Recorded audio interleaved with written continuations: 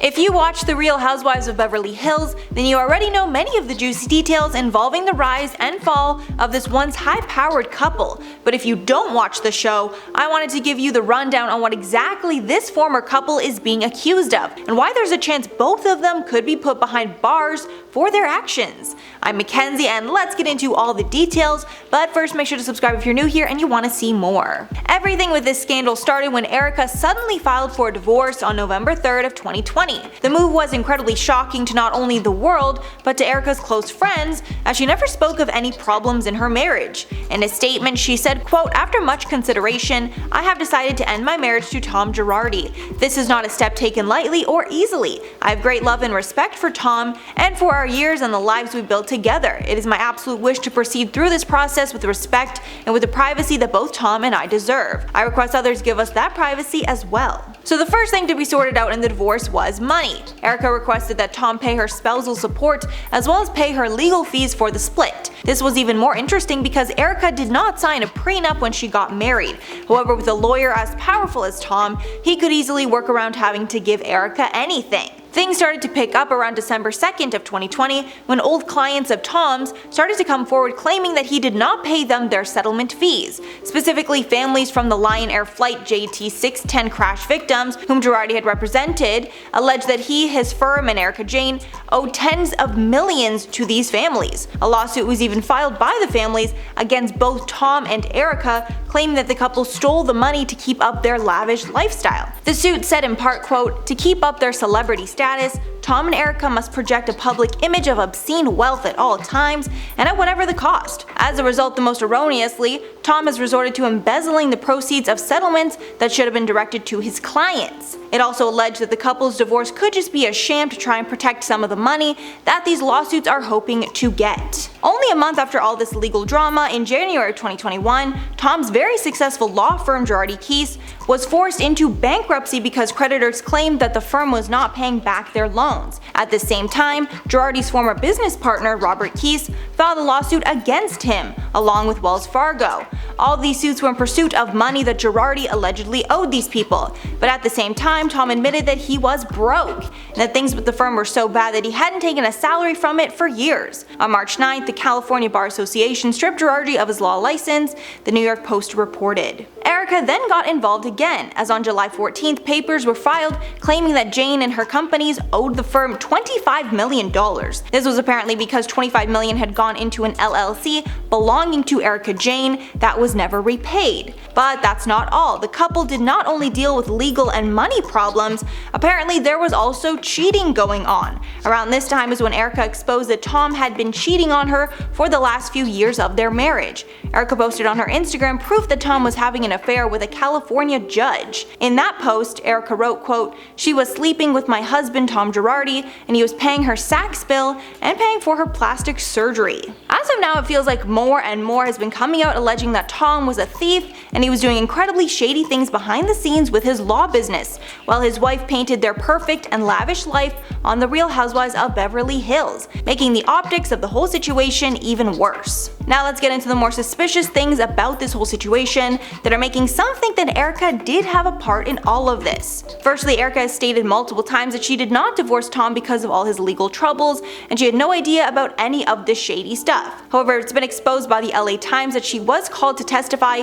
in one of these fraud cases against Tom in May and September of 2020, months before she filed for divorce in November, which is pretty darn suspicious. Also, a recent documentary came out on Hulu called The Housewife and the Hustler that chronicles all the shady stuff about Tom and Erika. In that doc, several of Tom's alleged victims told their stories, including Joe Gomez, who claims that Tom stole his settlement money from being severely burned in 2010's San Bruno gas pipeline explosion. In the doc, they even play voicemails from Tom promising to get their money to them as soon as he could, showing he was clearly a wolf in sheep's clothing, blatantly lying. And lastly, a lot of the commentary on The Real Housewives of Beverly Hills is making Erika look very suspicious, and cast members Sutton Strack and Garcelle Bova seem to think something fishy is going on. When asked about her divorce and the legal matters, Erika seems to dodge a lot of the questions and be very coy about the specifics. Sutton also pointed out that a lot of the story from Tom's lawyers is being supported by Erika, but both of their stories don't match up with the public record. For example, Erika says that apparently Tom was in a bad accident 3 years ago and suffered from a head injury, and since then he has not been himself mentally. Erika also claims that's when the problems in their marriage started. This story has been echoed by Tom's lawyers, saying that after Tom got in his bad accident, he has not been himself, and this is what led to all his shady business dealings where he stole from his clients. But this story doesn't really add up, and based on the records, it's clear that Tom was exhibiting shady behavior and stealing from clients long before this alleged head injury. This revelation caused Sutton to ask if her and Tom had talked about their stories, to which Erika firmly denied. Erika even made a point to bring up that Tom calls her often, but she never picks up. Also, many fans have taken issue with Erika's sudden admission that Tom is unsupportive of her and angry that she is succeeding in life, when that really hasn't been the case from what we've seen on the show so far. From what Erika has told us before, Tom is the one that actually helped her get her singing career on track, and he made deals with his contacts to get Erika a lot of her first gigs. Tom also was supportive of Erika going on reality TV, even though that put their social life out there for everyone to judge. It seems that following the divorce, Erika is changing up her story to make it look like the divorce wasn't as sudden as we all think that it was. And lastly, image. Erika is very aware that she is a public figure, and what she puts on The Real Housewives is for entertainment. Erika has also revealed many times in the past that she isn't exactly like the person that she plays in the show, and she is somewhat playing up a character to make the show more interesting to watch. And since we know Erika has admitted to putting on an image before,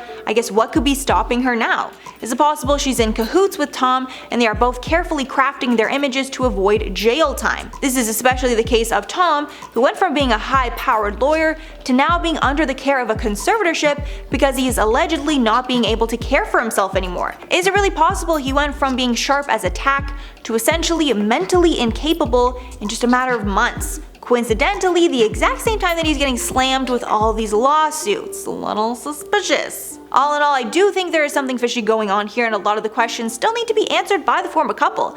Namely, is their divorce a sham? And if it is, does that mean that Erika knew of Tom's shady business dealings and is now getting out before she's caught and held legally liable? Please leave your thoughts on this one below, guys. Do you believe Erika, or is she hiding something? Or if you don't really know too much about the story and just kind of from this video, what do you think from what I said? Obviously, I guess it's a little biased, but I just think something shady is going on. I don't think this is cut and dry, and I think what she's putting on TV is very well crafted and to support her legal cases. Yeah.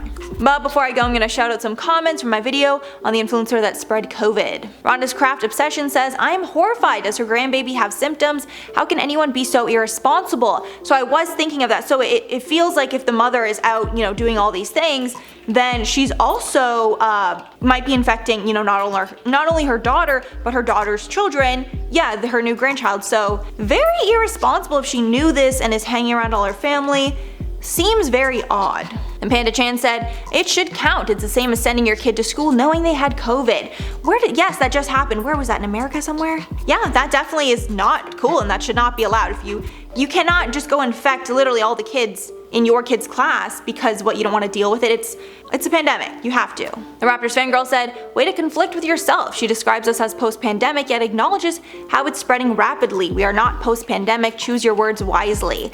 I mean, if you kind of listen to the whole, that's kind of the point of what I said. Many think we're post-pandemic, but the virus is still spreading rapidly. It's kind of, like the oxymoron. In America, in places that are super open, they act like it's literally post-pandemic. I think probably the state where this person, this influencer is, it's like no restrictions, no nothing. It's like it's the thing of the past. But obviously it's not. To most of the world, it's still happening, and we probably will be going to lockdowns again in the coming months. So I don't know.